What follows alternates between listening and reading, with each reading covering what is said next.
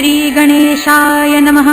अस्य श्रीरामरक्षास्तोत्रमन्त्रस्य बुधकौशिकऋषिः श्रीसीतारामचन्द्रो देवता।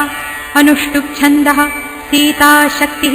श्रीमद्धनुमानकीलकं श्रीरामचन्द्रप्रीत्यर्थे जपे विनियोगः। अथ ध्यानम्।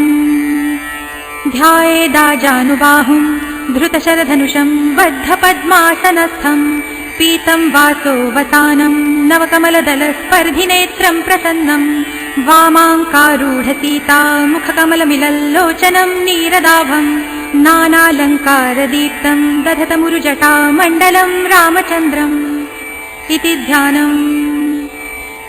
चरितं रघुनाथस्य शतकोटिप्रविस्तरम् एकैकमक्षरं पुंसां महापातकनाशनं ध्यात्वा नीलोत्पलश्यामं रामं राजीवलोचनं जानकी लक्ष्मणोपेतं जटामुकुटमण्डितं सासितूणधनुर्बाणपाणिं नक्तं चरान्तकं स्वलीलया जगत्त्रातुम् आविर्भूतमजं विभुं रामरक्षां पठेत् प्राज्ञः पापघ्नीं सर्वकामदां शिरो मे राघवः पातु भालं दशरथात्मजः कौसल्येयो दृशौ पातु विश्वामित्रप्रियः श्रुति घ्राणं पातु मखत्रातां मुखं सौमित्रिवत्सलः जिह्वां विद्यानिधिः पातु कण्ठं भरतवन्दितः स्कन्धौ दिव्यायुधः पातु भुजौ भग्नेशकार्मुकः करौ सीतापतिः पातु हृदयं जामदग्नजित् मध्यं पातु खरध्वंसी नाभिं जाम्बवदाश्रयः सुग्रीवेशः कटी पातु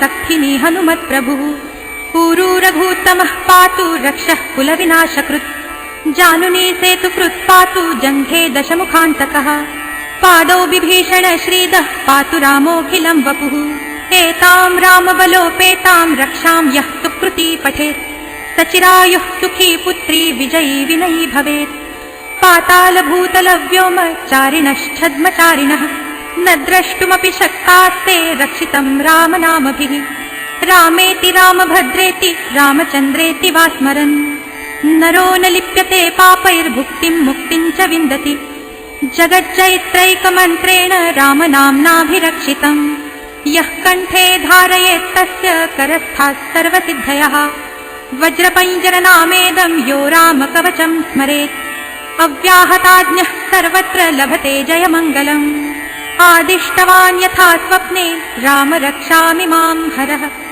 तथा लिखितवान् प्रातः प्रबुद्धो बुधकौशिकः आरामः कल्पवृक्षाणां विरामः सकलापदाम् अभिरामस्त्रिलोकानां रामः श्रीमान् सनः प्रभुः तरुणौ रूपसम्पन्नौ सुकुमारौ महाबलौ पुण्डरीकविशालाक्षौ चीरकृष्णाजिनाम्बरौ फलमूलाशिनौ दान्तौ तापसौ ब्रह्मचारिणौ पुत्रौ दशरथस्यैतौ भ्रातरौ रामलक्ष्मणौ शरण्यौ सर्वसत्त्वानां श्रेष्ठौ सर्वधनुष्मतां रक्षः कुलनिहन्तारौ त्रायेतान्नो रघूत्तमौ आत्तसज्जधनुषा विशुस्पृशा वक्षयाशु गनिशङ्गसङ्गिनौ त्रायेतान्नो रघूत्तमौ आत्तसज्जधनुषा विशुस्पृशा वक्षयाशु गनिशङ्गसङ्गिनौ रक्षणाय मम रामलक्ष्मणावग्रतः पथि सदैव गच्छताम्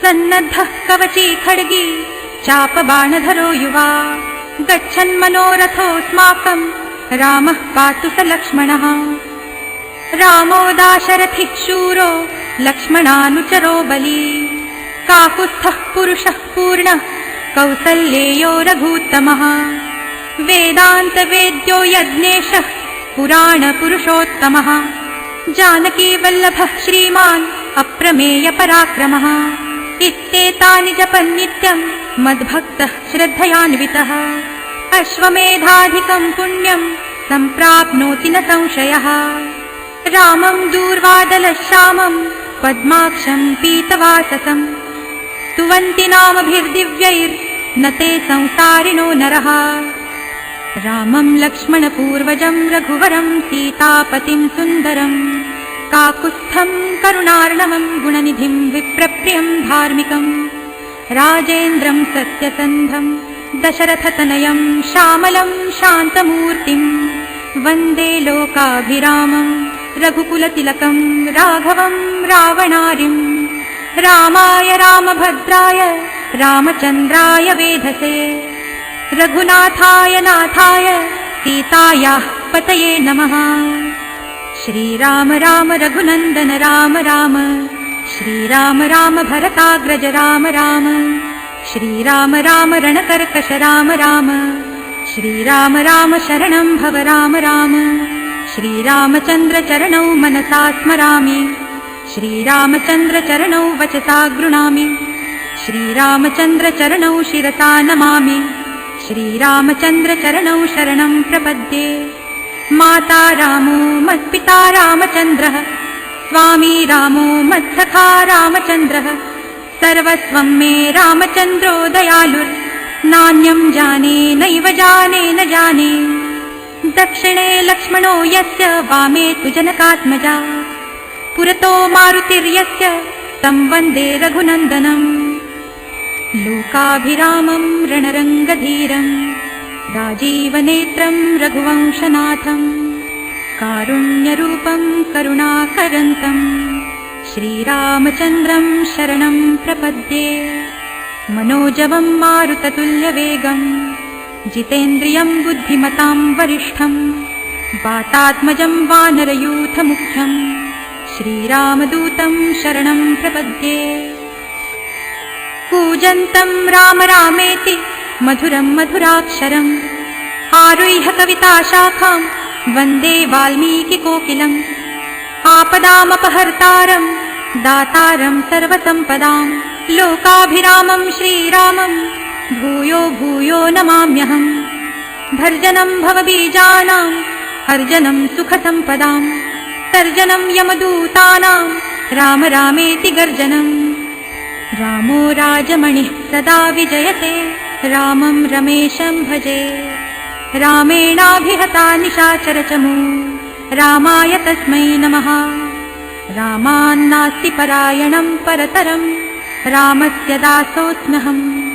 रामे चित्तलयः सदा भवतु मे भो राम माम् उद्धर। राम रामेति रामेति रमे रामे मनोरमे सहस्रनाम तत्तुल्यं रामनामवरानने। इति श्रीबुधकौशिकविरचितं श्रीरामरक्षास्तोत्रं सम्पूर्णं। श्रीसीतारामचन्द्रार्पणमस्तु।